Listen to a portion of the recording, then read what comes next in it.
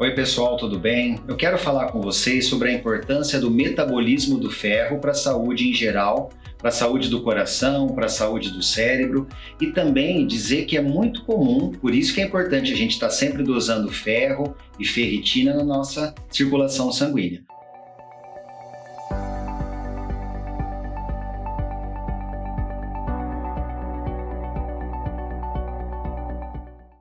O ferro é um mineral, como nós sabemos, e a ferritina é uma proteína que representa o acúmulo de ferro ou a reserva de ferro no nosso corpo. Geralmente a ferritina fica dentro do nosso fígado.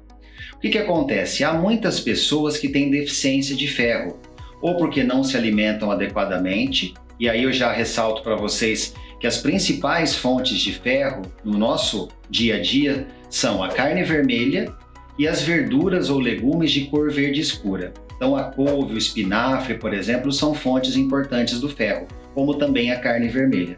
O que a gente sabe é que algumas pessoas que seguem a linha vegetariana, vegana, têm que fazer a suplementação do ferro, porque elas não ingerem a quantidade adequada da carne vermelha e acabam fazendo também muita atividade física, gerando uma deficiência de ferro. Outra situação, que aí tem uma conotação mais socioeconômica, é a deficiência de ferro por não ter a comida.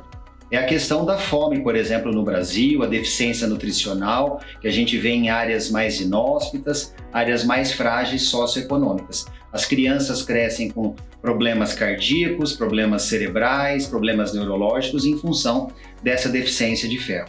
Ocorrendo essa deficiência de ferro, você tem que procurar um especialista para te ajudar na reposição. Existem cápsulas comuns, existem cápsulas mastigáveis, existem produtos injetáveis, existem várias formulações que podem ser feitas, inclusive associando o ferro com a vitamina C. Lembrando que uma das formas de acelerar a absorção do ferro é utilizar a vitamina C. Vou dar um exemplo mais simples. Se você vai comer um bife de carne vermelha e utilizar como tempero o limão, você está utilizando uma fonte de vitamina C juntamente com uma fonte de ferro e certamente esse ferro vai ter uma absorção maior. Outra questão também a se considerar é a qualidade do seu tubo digestivo, e isso é muito difícil de avaliar externamente. Vai depender realmente de um histórico de vida, vai depender realmente de uma avaliação adequada do seu ritmo intestinal para saber se você tem realmente uma boa absorção de minerais e micronutrientes. Mas há tratamento para a deficiência de ferro e eu recomendo que ele seja feito, porque, como eu disse, o ferro é importante na constituição do glóbulo vermelho, portanto você pode se tornar uma pessoa anêmica sem o ferro. O ferro é importante para o metabolismo do coração e para o metabolismo do cérebro. Então são áreas que não podem ficar deficitárias de uma reposição do ferro. Por outro lado, outras pessoas têm o contrário, elas têm um acúmulo de reservas de ferro no organismo.